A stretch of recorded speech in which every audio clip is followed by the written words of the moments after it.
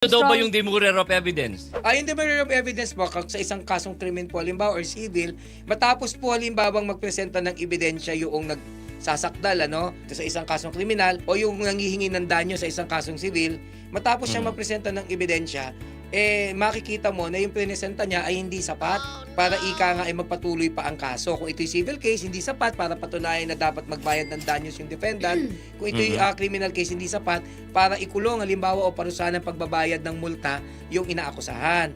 So yung inaakusahan or yung defendant, pwede silang magsampa po na tinatawag na demurrer. Ibig sabihin ng demurrer, matapos silang maipakita ang ebidensya, kulang naman, hindi enough. So ang ginagawa ng korte kapag yan ay may katwiran at balido naman, dinidismiss na yung case. Kasi mas maganda, pinapabilis natin yung kaso. Kumbaga, kung doon pa lang sa ebidensya may kulang na talaga, wag na natin pahabain. Right. So yan ang nangyayari dyan. Pero may distinction po yan. Kapag ka po civil case, pagka nag-demurrer ka at hindi yan na sang-ayunan, ikaw na magprepresenta ng ebidensya mo. Pero sa criminal case, para makapag-file ka ng demurrer, hihingi ka muna ng pahintulot sa korte na mag-file ka ng demurrer. Kasi pag wala pahintulot, dumiretso ka ng demurrer at yan ay na-deny, hindi ka na magprepresent ng evidence. Ouch. Yun lang yun.